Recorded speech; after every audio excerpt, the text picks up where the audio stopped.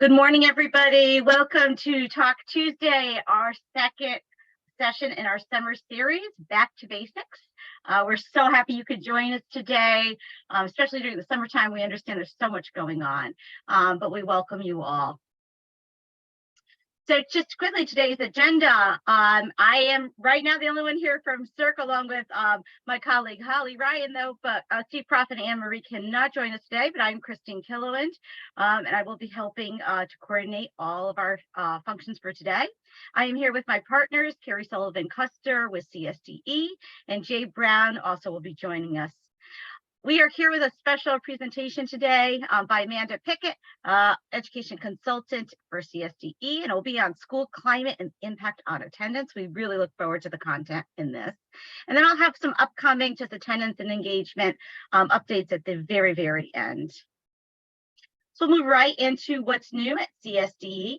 And again, you can always click on the QR code to find out more information, or once we release the PowerPoint, these will be hyperlinked in there, so you can click on those at any time. So first off is for questions about CT sets and any of the Medicaid reimbursement process for eligible students. You could contact Brian Klunkowitz or his office if you need more information on that. Also, we have the CSC memo, the Public Act 23137, which extends IDEA eligibility through the end of the school year, during which the student turns age 22. We talked about this a little bit in our summer session 1, but I really wanted to put it in one more time in case you need that information, because it was really an important update. We have paraeducator health meeting with the comptroller. And that is July 27th. I should have checked on that. That has already passed, but there might be some information on that if you do click. Filling a fiscal year 22-23 financial data, workforce and career readiness survey. There's some certification alerts that were released in July, legislation affecting those educator certificates. And there is a new special education call center. That is a very important link to click on, because that is really providing some important information that you can access. It's a resource for you for information that you are looking for, or questions that you might have. And that call center is supposed to be really effective. So I really implore you to check that out and check out the information behind it. We also had dual credit expansion grant deadline was extended to July 28th. But again, if you need to click on that to find out what that was about, please do. Defined learning for advancing computer science and STEM project-based learning pilot. And I know a lot of districts are looking a little bit more for that STEM or STEAM or STREAM type of learning. So I think really looking into that pilot would be great for you. July 31st updates. This was some time-sensitive message from the Office of Comptroller on the Paraeducator Deadline Assistance Program survey. There was an obligation expenditure timelines for the federal COVID relief funds. Free college career readiness digital platform for districts, which is really important because, again, another area we're looking into with pathways and portrait of the graduate. So really looking into that career readiness piece. And we mentioned this last time about the new kindergarten age information, so needing to be 5 at the start of school. If you really look into that, there's also a Spanish version on this information. It's really important that districts and families understand what this means and the impact on them. There's a school mental health workers grant. Also, there's action required for the Right to Read grant update. If you click on that, there is some important virtual leadership type virtual trainings or updates on that you could register for. So if you click on that, you'll be able to find out more information. And CDE launches the grades 3 to 5 model school curricula, very important for the science area. We've been really talking about STEAM and STEM and STREAM, but really having this model piece for grade 3 to 5, knowing that is the foundation years for a lot of science development. And then 23-24 is just about minimum budget requirements for MBR. If that applies to you, it's something that you can really click on.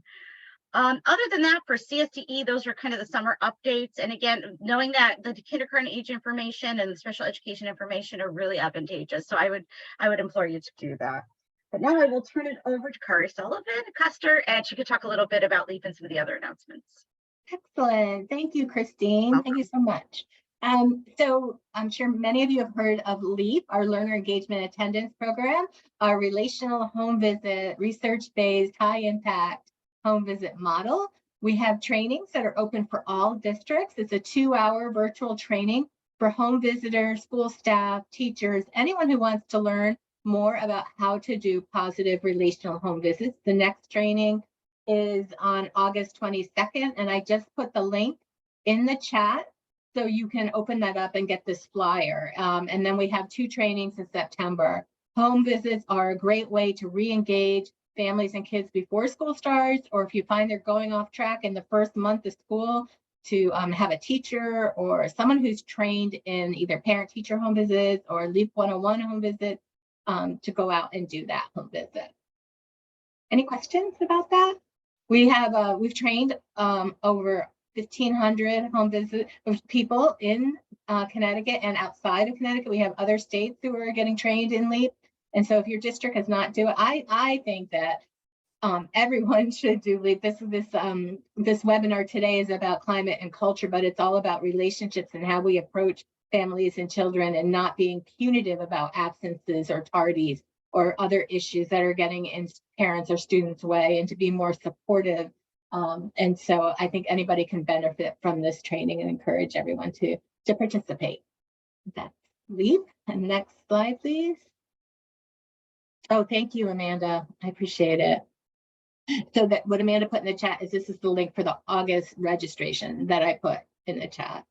So this webinar is coming up tomorrow, and it's part of the series of back to school that Attendance Works does every year, a welcoming and healthy return to school. She's going to have, I believe this is the one where they're going to have, people from healthcare talking about the importance of how you communicate to families about coming back to school. We know that was one of the reasons we had a hard time with attendance last year, is parents may not have understood everything that was happening.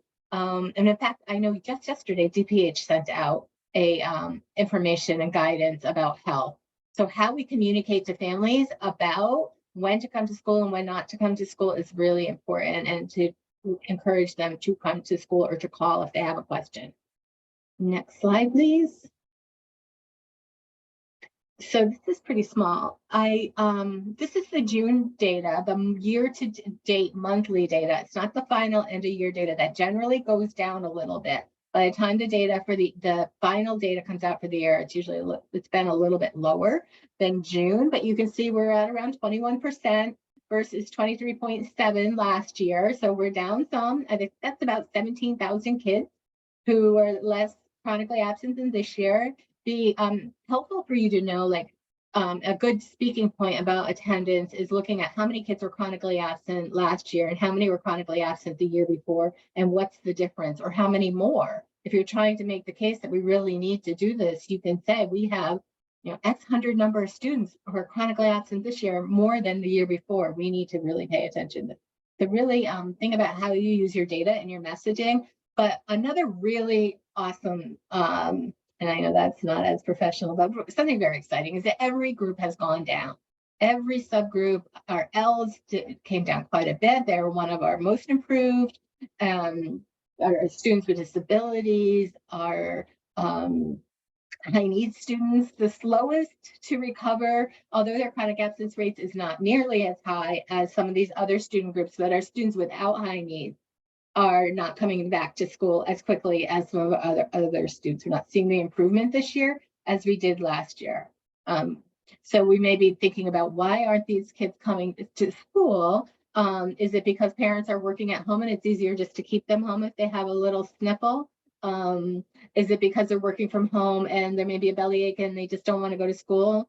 Maybe mom's not getting up and going to work, or parents are just staying home. And so the motivation to go to school, but we know there's a real issue with isolation and loneliness in our country, and mental health for both adults and students. So we want to get everyone up and going and in school. So that's just a peek at where we were at the end of the year. We'll have more data, official data coming up in the fall, the finalized data. I'm hoping for under 20%, guys, really. I'm really hoping we're under 20%. Next slide, please. So just a couple updates.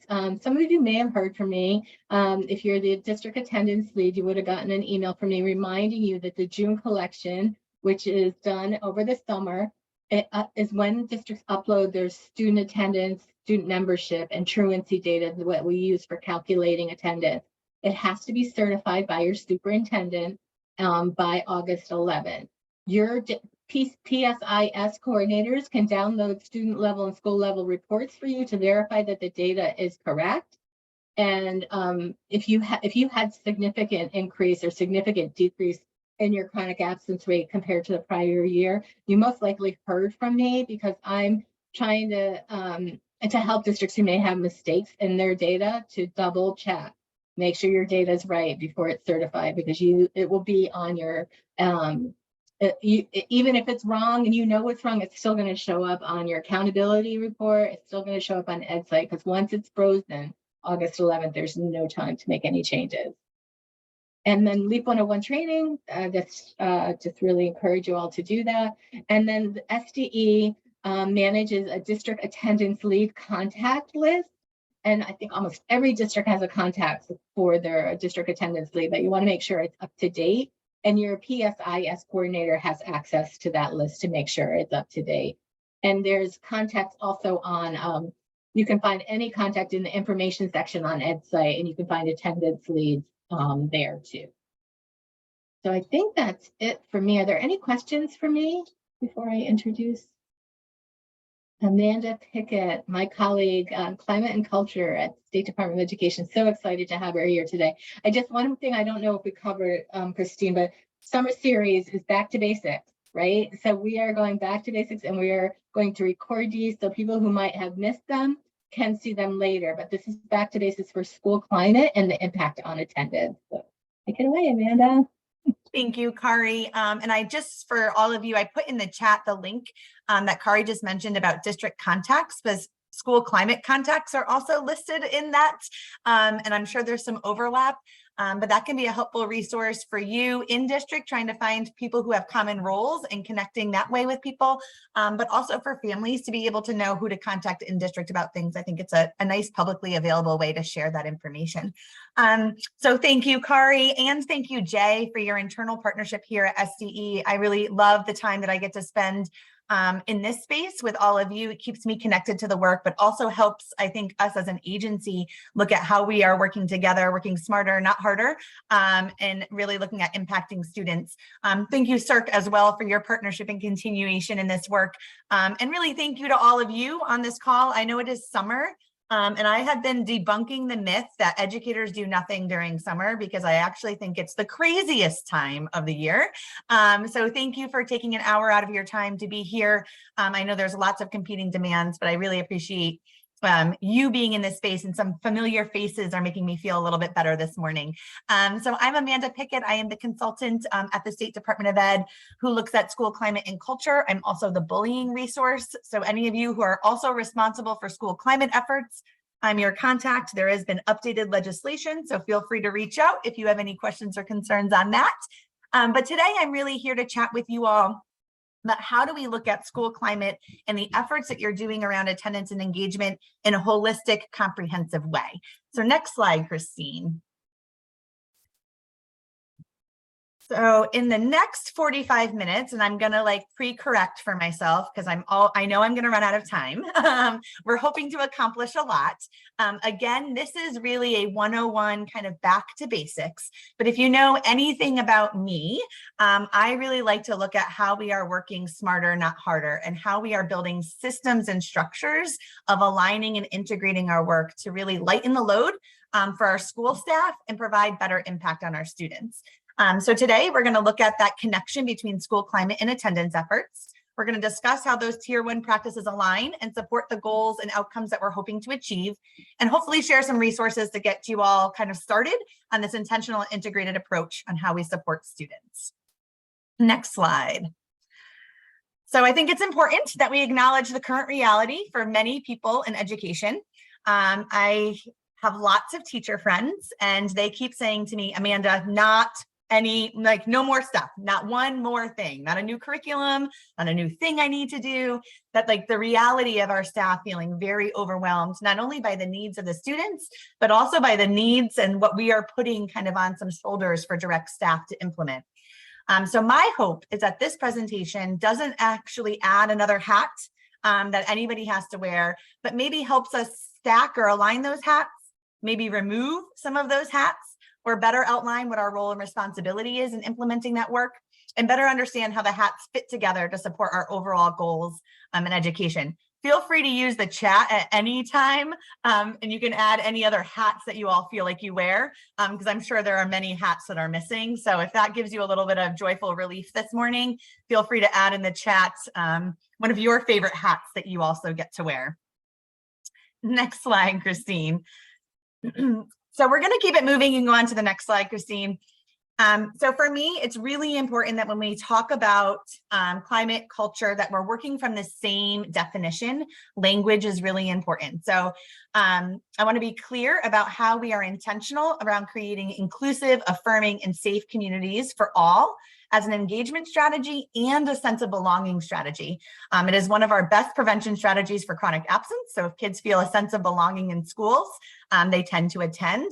Same for staff. So I've been having lots of chats with schools. We talk about student chronic absence, but staff absence also impacts climate and culture. So thinking about how we create the sense of belonging for our adults as well. So we'll start with the top definition. Culture is the way in which schools work together with staff, students, and families to formulate a set of beliefs, values, and assumptions that they share. It's the way things are done in a school, also known as the personality of the school, those underlying norms, those values that shape the patterns of behavior, those attitudes and expectations between staff and students. So it's the way at work. And sometimes a culture can help create that sense of belonging and that sense of community that we're hoping for students and staff to experience. But sometimes our culture can actually be a hindrance. So if we think about how our school culture has been created, thinking about how we engage in that shared decision-making to shape those norms and values. So I'm going to ask you all to pause for a moment and reflect on your own personal culture. What are your values, your beliefs, your rituals, your traditions that shape who you are? How do those influence the space that you co-create in your school community? So if you're, depending on your role, how does that show up in how you supervise staff? How does that show up with your colleagues? If you're in the classroom, how does that show up in your classroom? And then think about your place of work. Who shapes the culture at your organization? Who determines those values and beliefs? And maybe what ways can we engage more voices in shaping those? Because that's the second piece of this definition around school climate. So in Connecticut, school climate is legislatively defined, but it's really about the feel of the school. And this is where it's really individual. We experience culture based on our individual experiences, based on our identity and our own lived experiences. So for some, it can feel very welcoming and inclusive, and for others, it may not. So when we think about positive school climate, thinking about how we co-create this culture and how we are ensuring that it's building those strong feelings of connectedness so we can support student outcomes. Any questions, wonders, or thoughts about definitions before I move on? Looking at my friendly faces. All right, Christine, you can keep it moving. So if you've tuned in before, I know you've seen these resources. Sorry for the repeat, but again, it's Back to Basics 101. So I am incredibly passionate about implementation science and systemic change. So here you see is the Hexagon tool. This is a resource that I've shared before. It's also been shared with Opportunity and Alliance districts. So it should be something that may be familiar to folks in your districts. The Hexagon tool comes from the National Implementation Research Network. It can be used to better assist on how new or existing programs fit into your work. It can be used at any stage of implementation to assess fit and feasibility. It is split in half, so you'll see blue boxes and green boxes or triangles. They are not boxes, they are triangles. The blue triangles are the areas the school or the district needs to do some self-reflection on, and the green triangles are what you are assessing whatever strategy or practice you are looking to implement. For today, you could do that nice click for me, Christine. We're going to start with fit. So we are thinking about school climate and attendance effort. So I want you to put that on. We're thinking about what are we doing in our school, in our district, with our students and our families to address a positive school experience and get them engaged in learning. What are those priorities of your school district? What does your district improvement plan say? What do your school improvement plans say? What do your district Board of Ed goals say? So really thinking critically about what are those priorities? And then what are the family and community values? How do those align with the district's priorities and values? And how are we getting that perspective? How are we hearing what families, staff, and students believe are the goals and values that they want to see uplifted in their school? And then what initiatives are currently being implemented that intersects or have common goals with one another? So if we're thinking about creating a safe, engaging learning, there's lots of things your school is doing to engage students in learning, and how are those being tracked to say, how are they supporting one another? Why are we doing this and what impact is it having? Next slide, Christine. So I worked at CERC long enough that you must have a triangle in every presentation. So I think I still get the gold star from CERC. But I think it's really important that we frame this conversation in the multi-tiered system framework. So really looking at what are we doing universally, that blue triangle, to support student outcomes, and how do we build frameworks for decision-making to ensure additional supports are provided to those in need. So we're developing those systems to support strategic and effective layering of supports to ensure the outcomes that we're looking for is really critical. So I love this graphic because I think it really clearly demonstrates the tier 2 and tier 3 are layered on top of tier 1. So we can't be doing something different. We need to be doing something with an extra dose, more intentionality, more focus. So I often use myself as the non-example here. I'm a social worker by trade. I used to provide tier 2 interventions to students, providing some emotional regulation support. However, emotional vocabulary was not prompted or used in the tier 1 environment. The strategies that I was teaching in the tier 2 intervention group were never prompted or used in the tier 1 environment. So my tier 2 was not built on top of my blue, it was built on the side of my blue. And that really impacted the outcomes that we saw. The students were not able to generalize their skills, they still struggled. So today I'm focusing on, let's really get clear on what's in the blue. What are we doing tier 1? So we can think about how we're layering our support strategically and intentionally on top of the blue. Everybody good with that? We're layering on top of the blue. All right, next slide, Christine. Attendance Works offers lots of resources around this multi-tiered approach to attendance. So I wanted to highlight that there are additional resources. I also wanted to demonstrate that Attendance Works also notes engaging school climate as a critical tier 1 essential practice. So this is foundational to setting up that inclusive environment where students feel welcomed, included, seen, and they want to be. So thinking really critically about what is a relationship building strategy that you are using in your school or district tier 1 universally. So I'm going to pause here for a moment and ask you to think about that. In a lot of my school climate efforts with school teams that I'm working with, they're talking about how to build relationships. And they'll say to me, oh, staff greet kids in the hallway, or they do a morning meeting circle. And so they'll list out lots of things that are happening. And I said, what have you institutionalized as a tier 1 practice that we know everybody is doing? And we can say with fidelity that this is being implemented. And the reason it's being implemented is to support building strong relationships with students. So I'm going to give an example here of a school that I was working with. They were implementing, this was an elementary school example. I can give a high school example as well. But they were working with their team to develop this tier 1 strategy, which was they had a morning meeting structure already engaging in their elementary school setting. So they said, if everybody's implementing morning meeting, we really want to hone in on that greeting to be our relationship building strategy. And they were really implementing specific strategies during morning meeting to help build teacher to student and student to student relationships. So that was their tier 1 relationship building strategy, the greeting and morning meeting. And then they said, there are some students who need additional relationship time with the educators in their classroom. So what is our tier 2 intervention to boost up relationship in the classroom? So they began implementing the 2x10 strategy. Raise your hand or wave to me if you know the 2x10. No.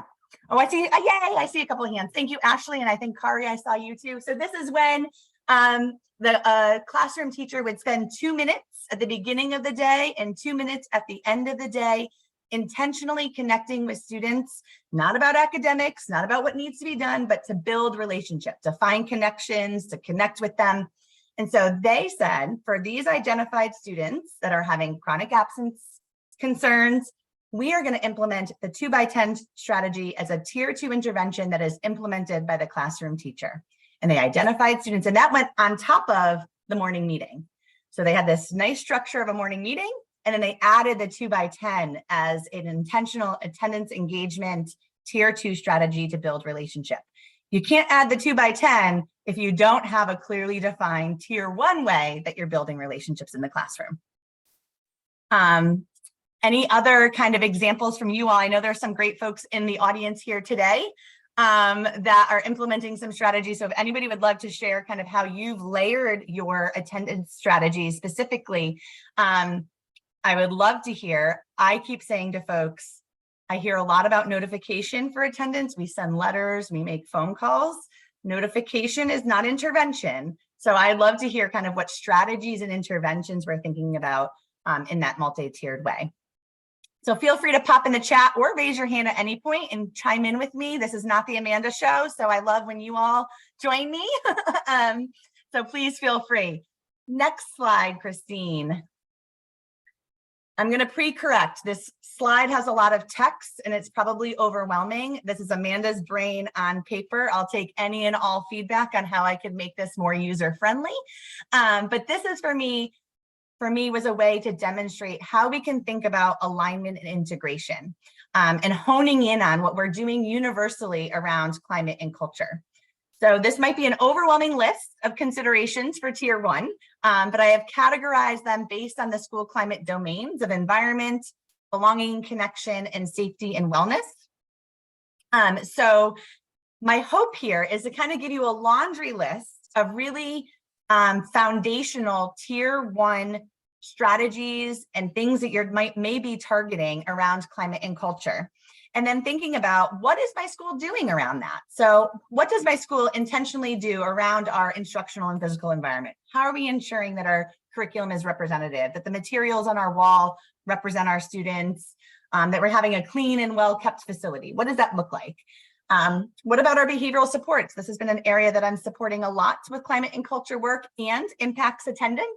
How have we defined our behavioral expectations? What is our continuum of response strategies and supports? And how are we ensuring that that's done with student support and staff support? Because it's not just about fixing the student issue, but how are we engaging this in a climate and culture way? What are those relationship and community building rituals and routines? Have we defined those? Are staff clear on what they should be implementing daily around those rituals and routines? How are we ensuring that student, family, voice, choice, and participation in decision-making is happening throughout this, honestly, not just in this area? What do our wraparound supports look like? How are we providing access to basic needs, transportation, before and after school, housing, all of those types of things in a tier 1 way, especially thinking contextually about some of the communities that you all are in. If you could go back, Christine, thank you. The reality is your triangle may be upside down because your tier 1 needs are very great. And we need to build a more robust foundation. So thinking about many schools who are putting food pantries in their schools or washer and dryers in their schools as a tier 1 strategy to make sure students have access to coming to school clean with their basic needs met. How are we maybe implementing and looking at our student success plans? In these efforts, how are we targeting sense of belonging, connection in school, and aligning those priorities with those? New work for me, and I welcome any thought partner here in this space, is looking at curricular alignment. So oftentimes the work of climate and culture, relationship building, SEL, seems like outside of the curriculum, something that you do during that 15-minute block of morning meeting. But the reality is there are opportunities to foster skills, explicitly teach skills, prompt and reinforce those skills through lots of other curricular alignment opportunities. So looking at how is your school implementing and using the school counseling framework? What are you doing around social emotional learning? What about your college and career readiness work and supporting that transition to after high school? Your health and wellness curriculum. I had an aha moment. I was working with a school around their behavioral supports, and we were thinking about those defined expectations. The health teacher was in the room and goes, gosh, I teach a lot of this stuff through the health curriculum, and I've never thought about how that aligns to our behavioral expectations that are posted on our wall. And so they started taking out that curriculum and saying, where's the common language? How can we be stronger about this consistent message that we want to give to our students? And then the other piece, and this was another aha moment by the library media literacy and media specialist, was around what are we doing around digital citizenship, media literacy, internet safety. All of those skills also align to that kind of bigger work around your behavioral support system. So finding those opportunities for alignment and explicit integration of those skills with our curriculum. And then the last section there around safety and wellness. What is your school doing around school safety? So risk assessments, substance misuse, emergency readiness. Kari had mentioned kind of chronic absence trends. I know, thinking about some of the younger families, my kids are in a K2 building. Whenever there's a school shooting, there tends to be a high chronic, lots of absences after those events. Families are scared. They don't know what that emergency readiness plan looks like for their own district. So how do we communicate those wellness messages, those safety messages with families? And then lastly, thinking critically about physical and mental health supports. How are we ensuring that our students, staff, and families have access to adequate, developmentally appropriate, culturally responsive, mental health and behavioral health supports when there's such a shortage. Although I will post in the chat in a little bit if I can. I think it was in yesterday's commissioner email to superintendents. DCF does have some new regional urgent crisis centers for behavioral health crises for kiddos. So another kind of tier 3 wraparound support available, but just another important kind of plug of resources available. Next slide, Christine. So again, I have shared the initiative inventory before, but we're going to pause here for a moment of reflection and dialogue. I'm again sharing the initiative inventory as a tool that can be used to guide your school or district to review your current initiatives, to produce a clear picture of how those initiatives, those mandates, those resources align, integrate, and support one another. The information and the data that you collect can be used by your school or district to explore the fit, to maybe take away, streamline, to guide some of that decision making, to make room for new work, or assist in aligning those other efforts that you're already doing. So I'm going to ask you all in the chat, or raise your hand and unmute, what is your school or district engaging in around tier 1 around school climate? So I gave you a bunch of options before, but what are those tier 1 explicit strategies that your district is implementing to support students coming to school? What would you say you're doing?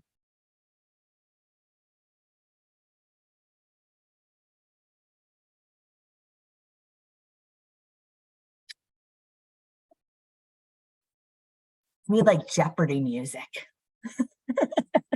Free breakfast. Thank you, Kari. So having, we all saw yesterday, that was in the news, expansion of our meals.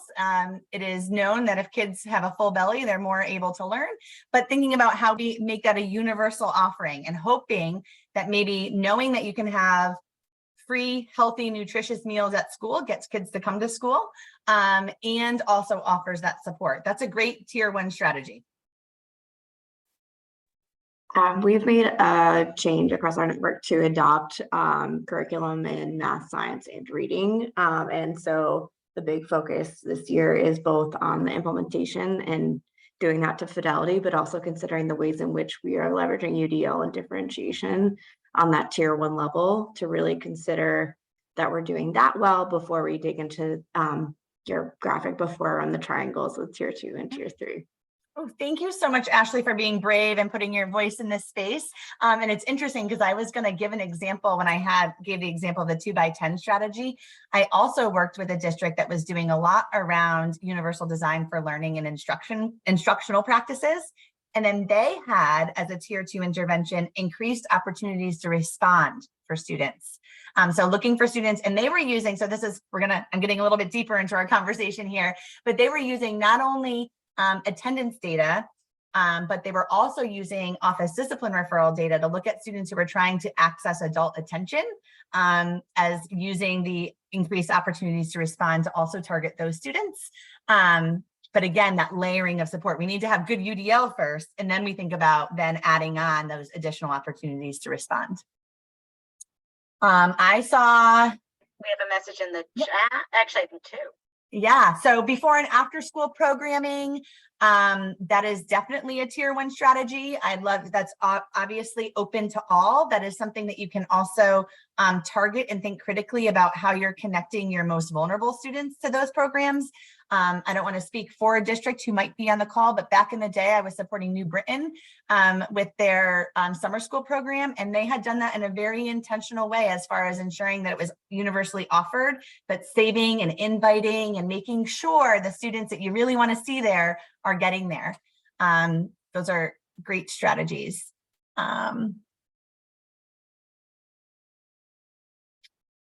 Sorry, I'm quickly reading through mindfulness lessons. So SEL work, how does our wellness and social emotional learning work support our attendance efforts? What does that look like? And how are we making those connections? Christine, you can click because there's a little pop-up that's going to come in. Perfect. So you'll see a non-exhaustive list here of initiatives that you might want to consider. It's very similar to the last list that was on the screen, but this could be a great tool for your leadership team, your attendance team, your school climate team to sit down and say, let's just put on paper all the things we're doing. Some of them won't align and are going to remain different efforts with different people leading them. But there are great opportunities to think smarter, not harder about the work that you're doing. So I do encourage you to take this back to your team, and I'm going to add a layer on in a moment. All right, next slide, Christine. All right, so once you get a handle on what you're currently implementing and you've completed that initiative inventory, it's really important that we dig into what are the needs of our students, staff, and our system. So then we can say, is what we're doing what we actually need to be doing? So click for me, Christine. Perfect. And you can go on to the next slide. So when we think about how we unpack your school or district's data, and what systems and processes we use to do that. So I know that Kari and others have shared how important having access to valid, real-time attendance data is. That's attendance data, but really important access to lots of data is really important. But I think it's also important to interrogate how your school or district, what are your school and district's practices around attendance and how that information is used to make decisions. So it's not just about collecting data to collect data, thinking about why we collect that data and how we use that data is really the important conversation. So having your team think critically about why they are looking at the data. Is it to identify students? Is it to check progress? Is it to identify strength areas or gaps? So I've sat in data teams sometimes, I'm always like, what are we doing with the data? Are we looking at it to identify the kids? Are we looking at it to identify what are the instructional gaps we might be missing? So really important to have a reason why you're looking at the information and the whole team has a common understanding of that. Then it's really about what data are you looking at and who decides that? So I mentioned before the attendance team who was looking strictly at attendance data, and then they started adding in looking at their office discipline referral data along with their attendance data to say, hey, how is behavior impacting maybe the students coming to school? It gave them a different aha. It gave them a different way that they might want to support those students and support the systems and structures that exist in their school. So thinking about how your attendance team cross-references your attendance data with other data points. If you are a district who is using the DESA or any other SEL screener, what is the students who are coming up on your chronic absence look and what does their DESA data look like? How might that information, looking at it together in a more holistic way, support a better understanding of the needs? And what other information might you need? What blind spots exist in your data? I've been chatting a lot with folks about using community data in decision making. So things like 911 calls, visits to the ER, access and use of food pantries and things like that in the community. I've also been asking folks to think about our positive and strength-based data points that we often don't look at, but like how many of our students might be engaged in a before and after school program, in summer enrichment activities, how many of them might be have library cards and accessing our library. So thinking about what type of data might you not be accessing, but could share a different perspective on your community, and also show opportunities for partnership and ways to build more robust structures of support for students. Also highly encourage folks' use of home visiting data in a tier 1 way. So I know lots of folks are sharing their home visiting data like as a case management caseload type of way, but I think it could be really interesting to look at what trends in data, what trends in the data are you seeing for your home visiting students, and how can that information guide and help you build a more robust tier 1 system and structure of support. So thinking of those things. All right, so then when we look at the data, we need to be thinking about which teams, who's looking at it, how often, and which ways, and how we're engaging those multiple perspectives in our review of the data. So we need leadership at the table, but we also need the voices of those most impacted in order to ensure that we're making the right moves. So I've sat in places where I'm thinking, like, if a high school student was sitting at the table, I think their suggestion would be very different than what we are all here saying and doing. So thinking critically about how we're really trying hard to look at ways of engaging families and students in that decision-making process. Next slide, Christine. So there are lots of available data. You can feel free to dump in the chat what data your district is using to support your school climate and engagement efforts. Christine, I'm going to have you click because I already see time is flying away. But I have kind of listed some potential data sources that you might use to think about supporting student engagement and school climate efforts. I think there's one more, hopefully, Christine, on the bottom of that list. Yeah. So thinking about how your attendance team, how your leadership team, how your school climate teams use these various data points to get a more holistic picture of the needs of your students and the contributing factors that might be impacting them attending school. Again, thinking about what other data might you want to include here as possible data to include. So if we think in a more comprehensive way, we can then think about how we align and integrate those initiatives to be more strategic and intentional on how those strategies and those interventions are that we're selecting. I also think that this is an opportunity for us to think about how we use this data to progress monitor our efforts. So when we set that big goal, I work with many, I was working with our talent office when we were reimagining the teacher evaluation system, and they kept saying that like teachers were creating exit slips to be able to say our kids more engaged in learning, and they were creating additional systems of assessment and more work. And I was like, how can we use the data that we already have to help drive and show the progress that we're making? So really encourage you to be thinking about that. Sorry, I have not caught up in the chat. So if there is anything in the chat that I have missed, please feel free to chime in. So far, you're so good. The other Kari kind of put in is just think of focus groups and health data as well. Perfect. Those are great. Yes. All right. One more click. Perfect. So then thinking about, and I mentioned this already, it's not just about collecting data to collect data, but how does this information then inform the practices and the strategies that we select to implement? So this is the really important piece, that once you get your data and you're looking for common needs, root causes, trends that you're seeing, going back to your initiative inventory to say, what are we doing? Do these practices and strategies match our needs? If not, what do we need to change, delete, adjust in order to match those needs? And how can we be more strategic about working and doing those things together? So I'm going to I gave the example of a morning meeting. I'll give a high school example. I was working with a high school that was implementing community building circles as a tier 1 relationship building routine and strategy. So they were using restorative practices, but really community building circles in a tier 1 way to build relationships. So very low risk prompts with students. What they did was then thinking about how do we ensure that during those community building circles, we are using this as an opportunity to build common expectations around behavior. So using a prompt like, what do we all need in order to be safe learners here in the classroom? And the students help them shape their behavior expectations. They foster their emotional vocabulary and they integrate their SEL lessons within that circle. So we might have a prompt on, how can I be ready for the upcoming math test on Friday? What skills and strategies might I use? So thinking smarter, not harder about how this data point helps us implement our practices that we move on to. Next slide, Christine.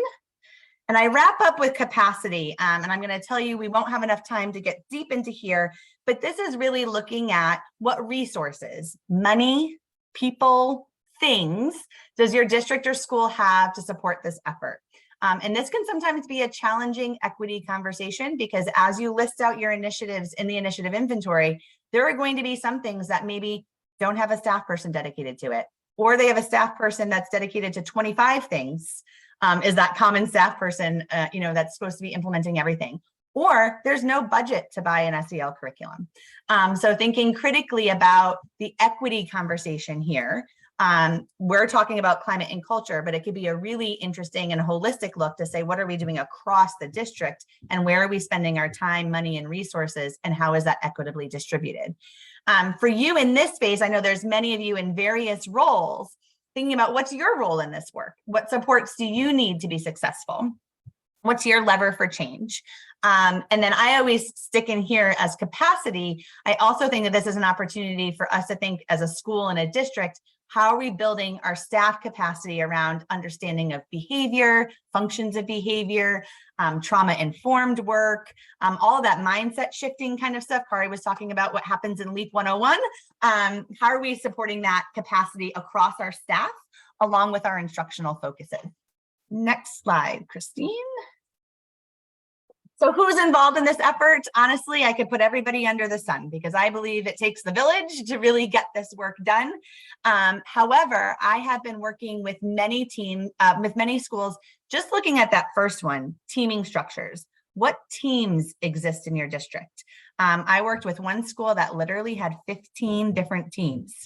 They had a school climate team, an SEL team, an attendance team, a data team, a PDAC team. Lots and lots and lots and lots of teams. There's a whole other activity I could do with you on another day, just thinking about what are our teams? Why do we have these teams? Who's on them? Not just people name, but role. Why did we invite those people to be part of this team? How often do they meet? And how do they work together with other teams to make sure there's alignment and integration between the work that's being done? So that can be a very helpful exercise for folks just to think about once you've outlined all of those initiatives, saying who's responsible for this and how do we make our teams work smarter, not harder. Also thinking about the importance of having leadership and admin being part of this effort. We know how important it is to have leadership buy-in and support of this work. I'm going to say certified and non-certified staff. Some of the most gems of information that have come out in meetings that I've done with schools have come from some of the non-certified staff. So as I've been working with school teams around their behavior continuum of supports, I had a para candidly share how it's hard for her as an adult entering various classrooms with different behavioral expectations across one school. And so if an adult is struggling with how are students supposed to be acting and behaving across different classrooms, imagine what that experience is like for students.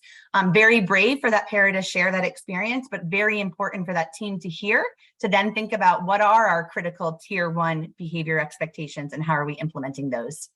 Student voice and family voice. I often hear from teams that we're worried about confidentiality, or we ask the usual suspects to be part of those teams, the PTO president, the kids on the student council. I'm going to encourage us to think differently about that. Thinking about why we're selecting the students and families and what voice and perspective we're hoping to bring to the table.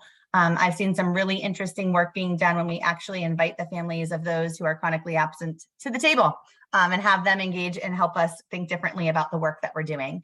And not forgetting our volunteers and our community partners can be really helpful in building that more robust tier 1 environment. You all as school folks can't do it alone. I know we ask schools to do more and more. I know you're the hub that greets our students every day for lots of time, but you cannot do it alone. So thinking about how do we invite our partners into the work to help lighten the load as well. Next slide, Christine, and I'm going to be wrapping up here. So I am going to encourage you all to take this initiative inventory back. The next row here is asking about who leads these initiatives. This is where it can be eye-opening around the overlap of having one staff person who's responsible for 45 different things that the district is to be implementing. How do those leading the work collaborate to intentionally support that implementation? And for me, the biggest and most important piece, especially around climate and culture, if we want to foster a community of belonging, we need to include the voices of students and families in decision making. So thinking critically about where do students and families show up in our efforts, and how is their voice and choice used in making decisions. And I'm going to say more than just a survey, more than just a focus group, but really intentional use of students and families in the decision making process. And I'm going to wrap up here with kind of a few talking points and then some resources. So I thank you for your patience as I flew through a lot of information. I'd like you to think about how you might use this information in your school or district, how you can use it in your sphere of influence. So I know many of you are at different roles here, so it might feel like, gosh, I don't sit on that district team, or that's not my job. But I would encourage you to think that you actually have some shared power in this, and sometimes just sharing information plants the seed with others. So I encourage you to think about what's within your control, what's within your influence, and even things that feel like are outside of your control. I would push you to say, I bet you could drop a seed someplace and maybe impact that change. So really reflect on what you're already doing, who is it impacting, what might need to be changed or adjusted. Consider those structures you have in place to support staff. So I know we talk a lot about what do students need, but we need our adults to be happy, healthy, and ready to be at school. And we also need to provide them structures of support so they can do what we're asking them to do. And really evaluating those tier 1 efforts, determining those needs, defining those strategies, and really progress monitoring. I'm going to say to focus on relationship building. Think about what are we doing intentionally to build relationship. You will get this slide, so I'm not going to spend a lot of time going through the next ones of content acknowledgements and resources, but you will have, Christine, you can kind of quickly go through. You have links to the Hexagon tool, the initiative inventory, the stakeholder engagement guide I didn't include in this presentation, but is a great tool to think about how are we centering the voices of most impacted on our teams and in our decision-making structures. Put a link to EdSite because that is a great place. The needs assessment toolkit from our turnaround office. And then I adapted some questions in the need category from a protocol that I recently found. So I provided that link there, some really great equity-based data protocols that I think would be helpful for many teams to think about. And then there are some additional resources around SDE alignment things. So this is another messy slide. I tried, Kari, it didn't get better. But SDE has lots of resources out there. I'm hoping that we can think about how do we align these things. When we think about the school counseling framework and the social, emotional, intellectual habits and our healthy balance curriculum framework, there are common skills being fostered across various domains, across various places in our school. So thinking about how we work smarter, not harder.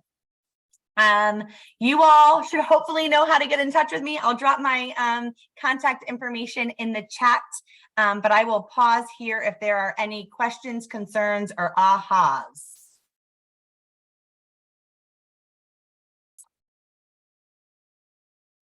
Thank you so much, Amanda. That was wonderful. Really appreciate that. The tier 1 is just crucial for getting kids to come to school and feel engaged, and families to feel welcome, everybody to feel part of a community.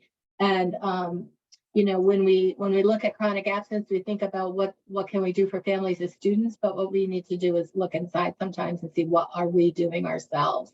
And I just like to say, are we being friendly? Is everyone in school friendly? Are they saying hello? Are they sincere? Are they really excited to see that child come into their classroom? And a really fabulous tier 1 that I just love is the threshold greetings, and that is in the playbook. It's just greeting students as they come in the door. You've all seen TikTok where they do a high five or they give a hug or they do a dance. Like, just make it fun to see the students, and it also is a great way to individually gauge how's that student doing today, and do we need to provide more support. So Thank you, Amanda. And I'll stop talking, see if there's anyone else that has some questions for Amanda. I don't know why, but I was so excited for Talk Tuesday today. I've missed you guys all summer. Thank you for coming. I was excited too. And I'm going to thank you all. I'm presenting later this week at a conference and I've like lengthened this presentation. So any feedback you all have, the good, the bad, the ugly, I'm also welcome to. So don't be shy. Feel free to send me an email. I appreciate all of you in this space. Please don't hesitate if there's a resource, like if you are looking at using the initiative inventory, I'm more than happy to have a conversation with you about how I'm supporting districts in using that. Please don't hesitate to reach out. All right, thank you so much, Amanda. This is such great content, especially as we're getting ready for the next school year to begin, and lots of thoughts and lots of tools to use. So just to wrap up very quickly, we thank you again all for joining us. One thing we are sending out, and we will send it out in the follow-up email for this, is we have a Talk Tuesday 2022-23 survey, just getting your feedback from the last Talk Tuesday school year, just some things that takeaways and things that you want to express to us in it. I'm going to also drop the link in the chat.